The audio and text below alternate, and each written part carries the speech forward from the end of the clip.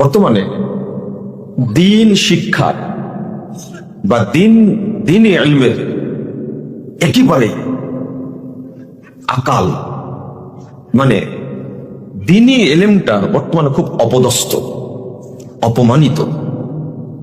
দিনের জ্ঞানকে কেউ মূল্যায়ন করতে চায় না, কেউ। শুধু দুনিয়াবী জ্ঞানকে প্রাধান্য দেয়। প্রাধান্য দেয় মানে আল্লাহ রাব্বুল আলামিন বলছেন, ইয়ালামুনা যাহিরাম মিনাল হায়াতিদ দুনিয়া। তারা, সূরা রোম ৮ নম্বর আয়াত, আল্লাহ বলছেন তারা দুনিয়াবী ইলম সম্পর্কে অনেক জানে। ওহুম ফিল আখিরাতি হুম গাফিলুন। ভালো করে মিলাই নেন আপনি।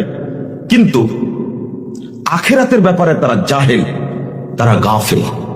নাউযুবিল্লাহ, আস্তাগফিরুল্লাহ, আস্তাগফিরুল্লাহ। আল্লাহ বলছে আজকে আপনার এত জ্ঞান কি বিষয়ে? আপনার জ্ঞানের অভাব নাই।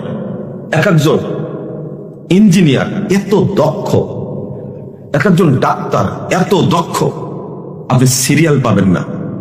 একজন ডাক্তারের সিরিয়াল দিবেন, হার্টের ডাক্তার বাংলাদেশে আছে, একটা মেডিকেল আছে, 6 মাস সময় নিব। 6 মাস আগে সিরিয়াল না দিলে তার সিরিয়াল পাবেন না। তাহলে ডাক্তারটা কি ছোটখাটো ডাক্তার না?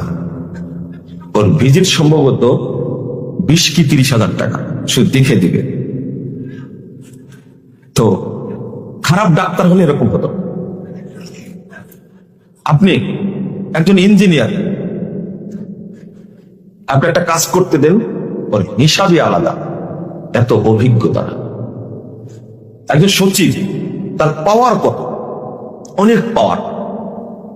একজন বিচারপতি, জাজ, ম্যাজিস্ট্রেট, তাদের দাম কত।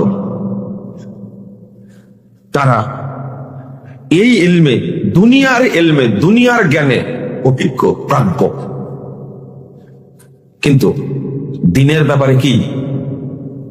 দিনের ব্যাপারে কি? কিছুই জানেন। আমি আপনাকে বললে আপনি রাগ করেন, কিন্তু রাগ করার জন্য তো